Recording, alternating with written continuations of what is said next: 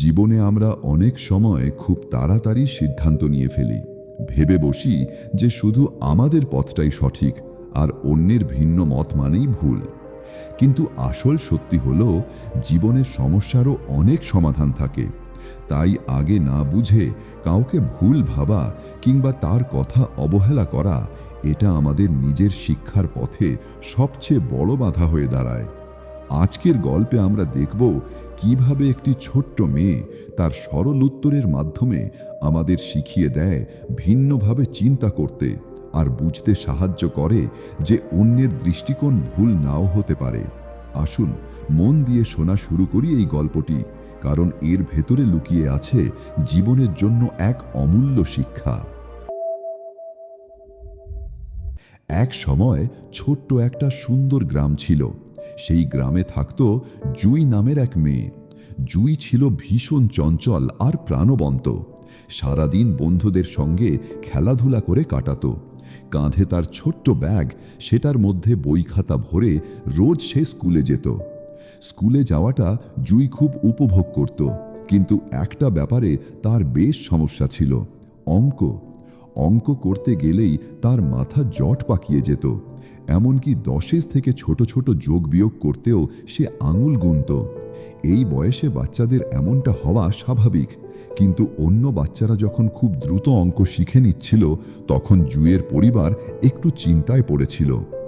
একদিন জুইয়ের ক্লাসে তার শিক্ষক মিস্টার শরীফ সবাইকে একটা ছবি আঁকতে বললেন।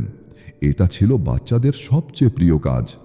সবাই মহা উৎসাহে ছবি আঁকা শুরু করল। জুইও বাড়ি থেকে সব প্রস্তুতি নিয়ে এসেছিল।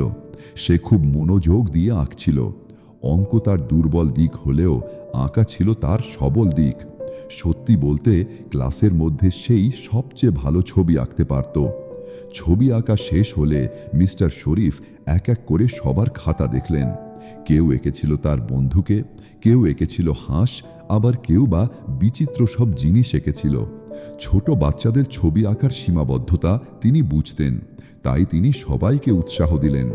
প্রতিটি খাতায় সই করে সুন্দর সুন্দর কথা লিখলেন।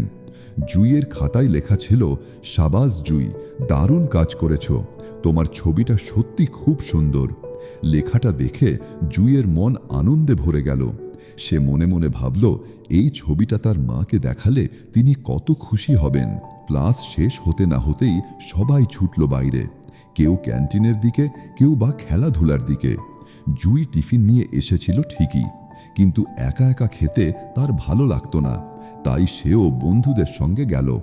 সবাই মিলে যখন ক্যান্টিনে খাবারের অর্ডার দিচ্ছিল, তখনই আবার সেই সমস্যাটা হলো। গণনা করতে গিয়ে জুই আটকে গেল। তার এক বন্ধু সাহায্য করল। এভাবেই ধীরে ধীরে সবার কাছে খবরটা ছড়িয়ে গেল যে জুই আসলে অঙ্কে খুব কাঁচা। এরপর গণিত ক্লাস শুরু হলো। মিস্টার শরীফ খুব সহজ একটা যোগ শেখাচ্ছিলেন। তিনি তার টেবিল থেকে 3টে আপেল হাতে নিলেন।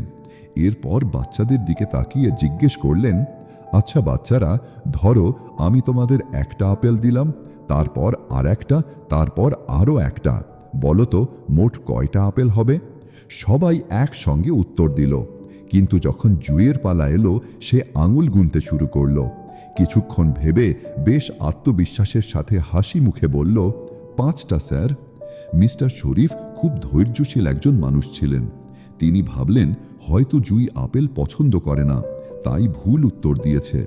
তিনি একটু অন্যভাবে জিজ্ঞেস করলেন, আচ্ছা জুই, এবার ধরো আমি তোমাকে একটা স্ট্রবেরি দিলাম, তারপর আর একটা, তারপর আর একটা, বলো তো সব মিলিয়ে কয়টা স্ট্রবেরি হবে? জুই এবারও আঙুল গুনল, তারপর হাসি মুখে বলল, 3টা স্যার। সঠিক উত্তর শুনে মিস্টার শরীফ খুব খুশি হলেন, কিন্তু তিনি আবার আপেলের প্রশ্নে ফিরে গেলেন। তাহলে এবার আপেল গোনো। আমি একটা আপেল দিলাম, তারপর একটা, তারপর আরও একটা, মোট কয়টা আপেল হবে? এই বলে তিনি এক এক করে আপেলগুলো জুইয়ের হাতে দিলেন। জুই এবারও দ্বিধা করল না, খুব সরলভাবে বলল, 4টা স্যার। এবার মিস্টার শরীফের ধৈর্য কিছুটা কমে এলো। তিনি একটু জোরেই বললেন, তুমি স্ট্রবেরি ঠিকঠাক গুনতে পারছো, কিন্তু আপেল গুনতে পারছো না কেন? আমি তো তোমাকে মাত্র 3টে আপেল দিলাম, বারবার কেন 4টে বলছো? জুই ভয়ে একটু চুপসে গেল। ধীরে ধীরে নিচু স্বরে বলল, কারণ আমার ব্যাগে আগেই একটা আপেল আছে স্যার। জুইয়ের কথা শুনে মিস্টার শরীফ অবাক হয়ে গেলেন। তিনি বুঝতে পারলেন সমস্যাটা এত সহজ ছিল না। তিনি যাকে ভুল ভেবেছিলেন আসলে সে পুরোপুরি ভুল ছিল না। বন্ধুরা, আমাদের জীবনেও এমনটা প্রায়ই হয়।